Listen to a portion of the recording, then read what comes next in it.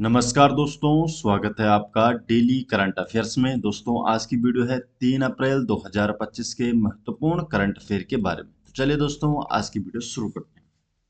आज की वीडियो का क्वेश्चन नंबर 1 है, भारत सरकार ने म्यांमार और थाईलैंड में आए विनाशकारी भूकंप के जवाब में बचाव कार्यों का समर्थन करने के लिए कौन सा ऑपरेशन शुरू किया है? तो भारत सरकार ने कौन सा ऑपरेशन शुरू किया है? तो सही जवाब है operation Brahma. B option, operation Brahma. तो भारत सरकार ने 28 मार्च को म्यांमार और थाईलैंड में आए विनाशकारी भूकंप के जवाब में बचाव कार्यों का समर्थन करने के लिए ऑपरेशन ब्रह्मा शुरू किया है।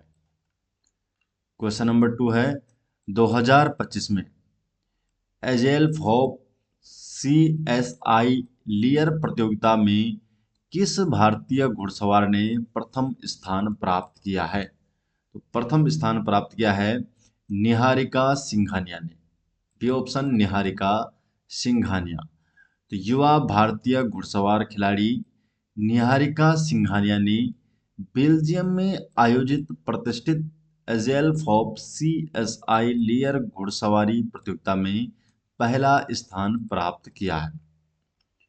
क्वेश्चन नंबर 3 है, अप्रैल 2025 को विशाखापत्तनम में शुरू होने वाले द्विपक्षीय भारत अमेरिका द्विपक्षीय त्रिसेवा मानवीय सहायता और आपदा राहत HADR अभ्यास का नाम क्या है? तो इस अभ्यास का नाम है टाइगर ट्रायम्फ अभ्यास। तो टाइगर ट्रायम्फ अभ्यास है नाम। सी ऑप्शन सही जवाब है।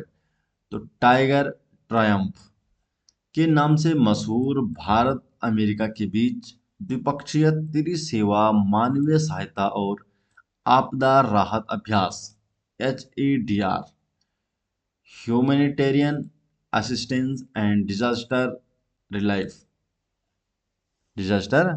HADR का चौथा संस्करण 1 अप्रैल से 13 अप्रैल तक पूर्वी समुद्र तट पर आयोजित किया जाएगा।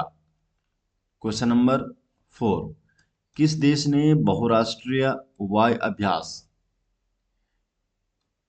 इनियोस 25 की मेजबानी की? सही जवाब है ग्रीस। तो ग्रीस ने बहुराष्ट्रीय वायु अभ्यास इनियोस 25 की मेजबानी की। तो भारतीय वायुसेना ग्रीस में हेलेनिक एयर फोर्स द्वारा आयोजित द्विवर्षीय बहुराष्ट्रीय हवाई अभ्यास इनियोस 25 में भाग ले रही है। इनियोस एक द्विवार्षिक बहुराष्ट्रीय वायु अभ्यास है जिसकी मेजबानी यूनान की हेलेनिक वायु सेना करती है और इसका उद्देश्य है वायु सेनाओं को प्रशिक्षण, सामरिक ज्ञान का आदान प्रदान और सैन्य संबंधों को मजबूत करना। क्वेश्चन नंबर 5, केंद्र सरकार देश भर में कितने एकलव्य मॉडल आवासीय विद्यालय स्थापित करने का लक्ष्य रखती है? केंद्र सरकार का जो लक्ष्य है इसका है 728 एकलव्य मॉडल आवासीय विद्यालय। सी ऑप्शन सही जवाब। तो केंद्र सरकार ने पूरे भारत में लगभग 3.5 लाख अनुसूचित जनजाति के छात्रों को लाभ पहुंचाने के लिए 728 एकलव्य मॉडल आवासीय विद्यालय स्थापित करने का लक्ष्य रखा है और अब तक 721 विद्यालयों को मंजूरी दे दी गई है, जिनमें से 477 पहले से ही चालू है। आदिवासी बच्चों को उनके अपने सांस्कृतिक परिवेश में गुणवत्तापूर्ण शिक्षा प्रदान करने के लिए 2018-19 में ये योजना शुरू की गई थी। क्वेश्चन नंबर 6 है, नीति NCAER state economic forum portal किसने लॉन्च किया है? तो इस पोर्टल को किसके द्वारा लॉन्च किया गया है? तो वित्त मंत्री निर्मला सीतारमण द्वारा।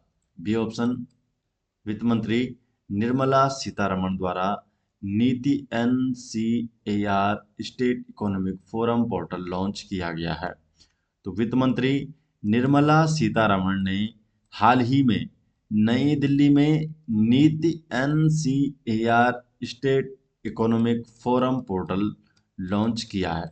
ये पोर्टल 30 वर्षों 1990-91 से 2022-23 को कवर करने वाले आर्थिक, सामाजिक और राजकोषीय जो डेटा है, शोध पत्र है, विशेषज्ञ राय और रिपोर्टों का एक व्यापक भंडार प्रदान करेगा। एनसीएआर की फुल फॉर्म है national council of applied economic research. Question number 7, कौन सा नौसैनिक जहाज नाविका सागर परिक्रमा 2 मिशन पर काम कर रहा है? कौन सा जो नौसैनिक जहाज है जो नाविका सागर परिक्रमा 2 मिशन पर काम कर रहा है? तो सही जवाब है INSV तारिणी। तो INSV तारिणी नाविका सागर परिक्रमा 2 मिशन पर काम कर रहा है। तो INSV तारिणी ने नाविका सागर परिक्रमा 2 अभियान के चौथे चरण को सफलतापूर्वक पूरा किया और दक्षिण अफ्रीका के केप टाउन पहुंच गई है। नाविका सागर परिक्रमा 2 भारतीय नौसेना की महिला अधिकारियों द्वारा की गई दूसरी वैश्विक परिक्रमा है और इस अभियान को 2 अक्टूबर 2024 को गोवा से नौसेना प्रमुख एडमिरल दिनेश के त्रिपाठी द्वारा हरी झंडी दिखाकर रवाना किया गया था, 2 अक्टूबर 2024 को।